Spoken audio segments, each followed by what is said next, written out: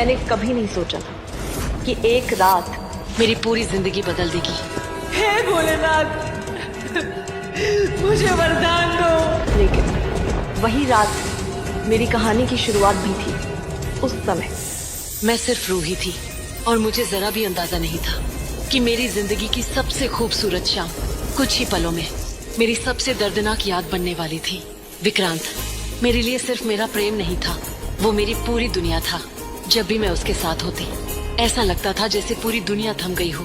उस दिन भी सब कुछ बिल्कुल वैसा ही था। हम दोनों साथ थे, खुश थे और अपनी ही दुनिया में खोए हुए थे। 100 साल बाद हम नागिन से इंसान बने। हमने इस दिन के लिए बहुत इंतजार किया। हमारी शादी में अब ज्यादा समय नहीं बचा था। कुछ ही दिनों बाद मैं नागरानी बनने वाली थी, लेकिन उससे भी पहले मैं विक्रांत की दुल्हन बनना चाहती थी। मैंने विक्रांत की तरफ देखा, उसकी आंखों में वही प्यार था जिस पर मुझे खुद से भी ज्यादा भरोसा था। लेकिन किस्मत शायद कुछ और ही तय कर चुकी थी। अचानक हवेली के बाहर कुछ लड़के नशे में धुत हंसते हुए अंदर आए। उनमें था युवराज, आदित्य और उनके दोस्त। शुरुआत में उन्होंने हमें देखकर मजाक उड़ाया, लेकिन कुछ ही पलों में उनकी नजरें बदल गईं। विक्रांत तुरंत मेरे सामने आकर खड़ा हो गया। उसने उन्हें समझाने की कोशिश की, लेकिन नशे में डूबे लोगों को न सही दिखाई देता है न गलत। बात बढ़ती चली गई।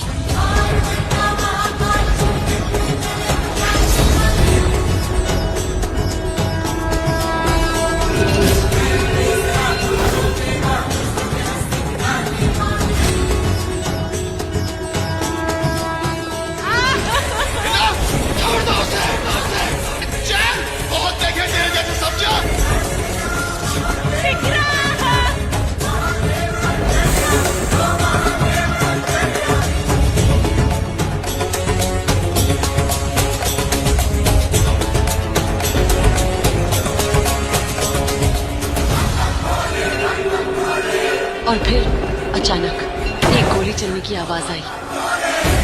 सब कुछ एक पल में थम गया। मुझे कुछ सोचने का मौका ही नहीं मिला। मैंने बिना अपनी जान की परवाह किए खुद को भी उसी खाई में छोड़ दिया। मैं बस उसे बचाना चाहती थी। जब मैं उसके पास पहुंची, उसकी सांसें टूट रही थी। मैं उसे अपनी बाहों में लेकर लगातार पुकारती रही, लेकिन उसकी आंखों की चमक धीरे धीरे बुझने लगी। उसकी आंखों में मुझे ऊपर खड़े लोगों की परछाई दिखाई दी। मेरी नजर सीधे उस इंसान पर जाकर रुकी जिसके हाथ में बंदूक थी। वो माहिर सहगल था। उस पल मैंने कुछ नहीं सोचा। मैंने सिर्फ इतना देखा कि मेरे प्रेम की आखिरी सांसों के बीच बंदूक माहिर के हाथ में थी। और उसी पल क्या हुआ यहाँ पे? क्या हुआ यहाँ पे? मैंने एक प्रतिज्ञा कर ली। मैं अपने नाक के कातिलों को जिंदा नहीं छोड़ूंगी।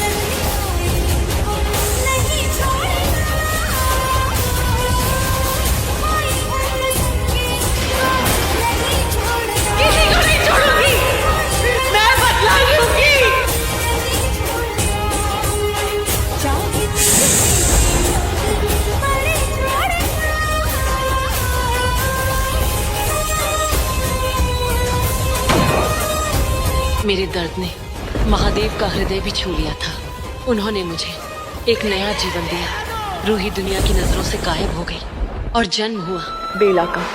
चेहरा बदल चुका था। विक्रांत की याद मेरी सबसे बड़ी ताकत थी और वही याद मेरे प्रतिशोध की वजह भी बन चुकी थी। मेरी सबसे करीबी दोस्त विशाखा मेरा साथ देने का फैसला किया। हमने इंसानों की दुनिया में एक नया खेल शुरू किया। तो ये है नया चेहरा। 6 महीने बीत गए, पर अब वक्त आ गया है। मेरे साथ एक नाग पंडित भी आया जिसे दुनिया ने मेरा पिता समझा। वादा करो कि शादी करवाओगे। उन्हें लगा वो एक गरीब लड़की पर एहसान कर रहे हैं, लेकिन उन्हें नहीं पता था कि वो अपने घर अपने सबसे बड़े तूफान को बुला रहे हैं। पूरा घर जश्न में डूबा हुआ था, लेकिन मेरे लिए ये शादी नहीं, मेरे प्रतिशोध की पहली सीढ़ी थी। हर मुस्कान के पीछे एक मकसद था, हर रस्म के पीछे एक योजना। और फिर वो दिन भी आ गया जिस दिन युवराज मुझसे शादी करने वाला था। विशाखा ने अपना काम पूरा कर दिया। तुम विश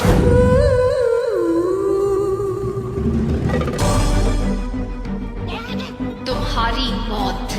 युवराज अपनी ही शादी तक नहीं पहुंच सका। पूरे सहगल परिवार में अफरा तफरी मच गई। अब तू बस भाग ही सकता है। हर कोई युवराज को ढूंढ रहा था। शादी टूटने वाली थी, परिवार की इज्जत दांव पर थी, और तभी एक ऐसा फैसला लिया गया जिसने मेरी जिंदगी का रास्ता हमेशा के लिए बदल दिया। टाइम निकल रहा है बूढ़े राजा। युवराज की जगह उसके बड़े भाई माहिर सहगल मंडप में बैठ गए। मैं कुछ पल के लिए उन्हें देखती रह गई। यही वो इंसान था जिसे मैं विक्रांत का कातिल मान चुकी थी।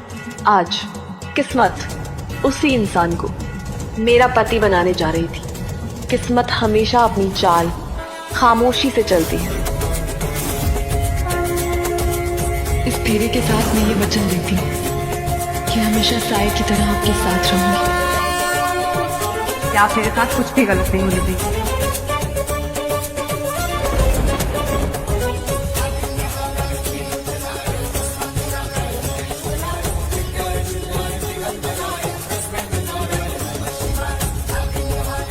मैं अपना वचन निभाऊंगा।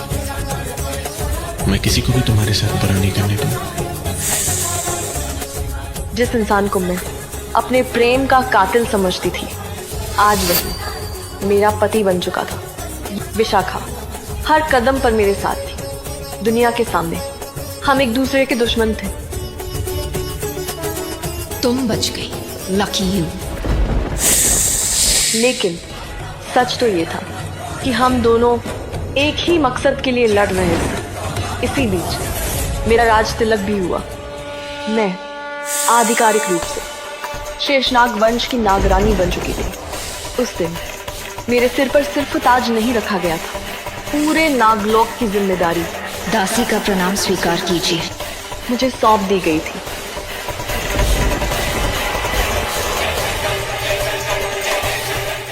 मेरे प्रतिशोध की शुरुआत हो चुकी थी। हर बार जब मेरा एक दुश्मन मेरे सामने हारता, मुझे लगता मैं विक्रांत की ओर करीब पहुंच रही हूं।